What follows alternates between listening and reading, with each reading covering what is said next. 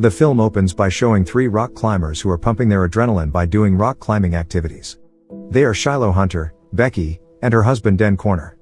Reaching the top of the cliff is their goal of doing the activity. As he was about to tie the rope, a bird came out of the hole and surprised Den. He fell down with the rope still holding him up.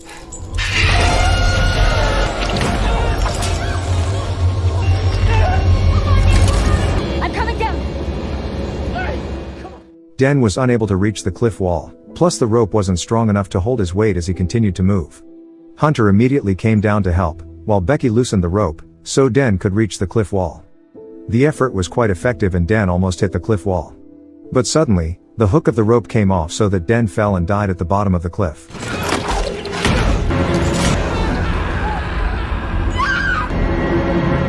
Long story short, a year has passed. Becky has not been able to forget the bad events that happened to her husband.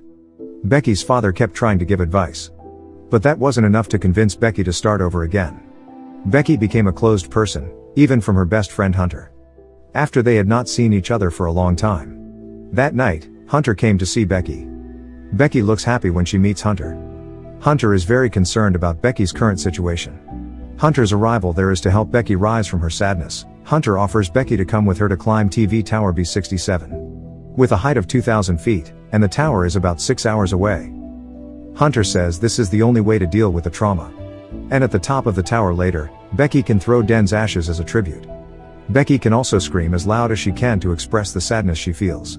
After much deliberation, Becky finally agreed and they started their journey. The next day, they were not far from the destination tower. Hunters record their activities for the benefit of YouTube content. The tower looks very high, its location is surrounded by a locked fence with a warning of danger. They don't care about danger, because they came there to challenge danger. They continued their journey on foot through the hot sun until they arrived at the under of the tower. In the past, this tower was the highest peak in their country, but now this tower is no longer used, so it is left abandoned. After preparing the equipment, they began to climb the stairs one by one.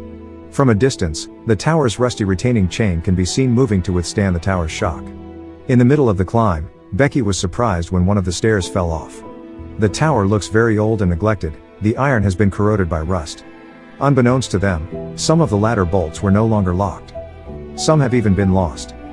They had climbed the first 1,800 feet, now there were only 200 feet of unprotected vertical stairs they had to climb to get to the top of the tower. Hunter looked very calm, even had time to joke by shaking the stairs. A bolt fell off, but they didn't know it. Becky made it through the last steps with the help of Hunter. The footing caused the other bolts to come off, so that the ladder currently only sticks and is no longer locked. Now they have made it to the top of the tower. They enjoy the wind blowing at a height. And they get their own satisfaction for the achievement. Not satisfied with the crazy thing, Hunter again challenged her adrenaline by hanging, without safety and with only one hand. After that, Hunter persuaded Becky to try the same thing but in a more extreme way. Becky puts Hunter's trust in her for the rest of her life. Take it easy. Okay. Oh.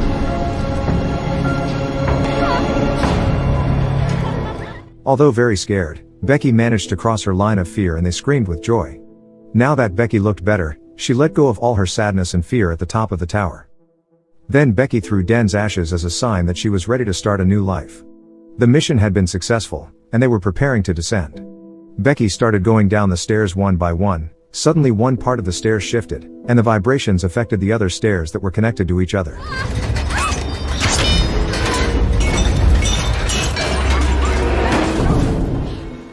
The ladder slipped away with Becky holding on tight. The steps were unable to support Becky's weight, until in the end, all the stairs at a height of 2,000 feet vertically collapsed. Becky fell with the rope connected to Hunter's body. Hunters are very strong. With all her might, she pulled her best friend back to the stairs of the tower. Becky was very happy to have survived from death, without realizing that now there were no more stairs for them to go down. When they looked down, they realized that they had been stuck at 2,000 feet with no way to descend and no drinking water, because their bags got caught in the transmitter.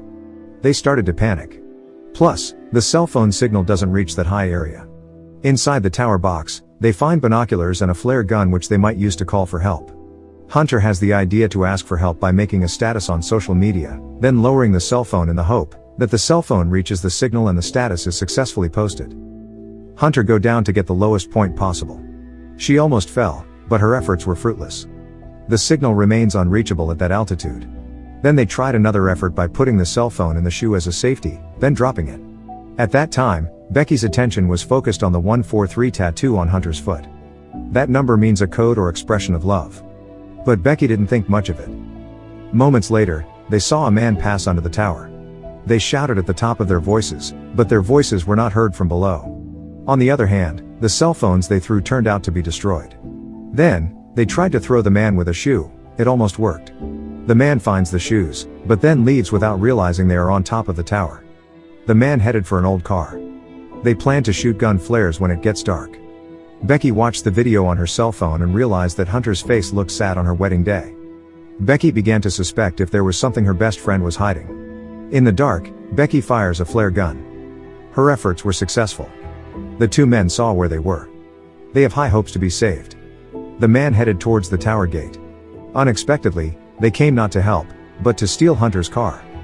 That night, Becky asks Hunter's tattoo relationship with her husband. Hunter admits that they are in love with the same man. But the relationship was established before Becky married Den. After Becky married, Hunter ended the relationship by sacrificing her feelings and hiding the secret in order to protect Becky's feelings. Becky accepted the fact, so she took off her wedding ring. Now, more than 24 hours they survived from the hot sun without water. That afternoon, Hunter took the initiative to go down to get the bag. A little more for Hunter to reach the bag. Hunter released the rope safety, then swinging her body jumped into the transmitter. The bag was successfully retrieved, but a new problem arose. She couldn't reach the strap, so she decided to tie the bag to the phone holder and attach it to the strap, while she herself will jump to reach the rope to return. Hunter's experiment was successful. Becky immediately pulled her up. Hunter tried to grab the ladder, but the grip wasn't strong enough and she fell.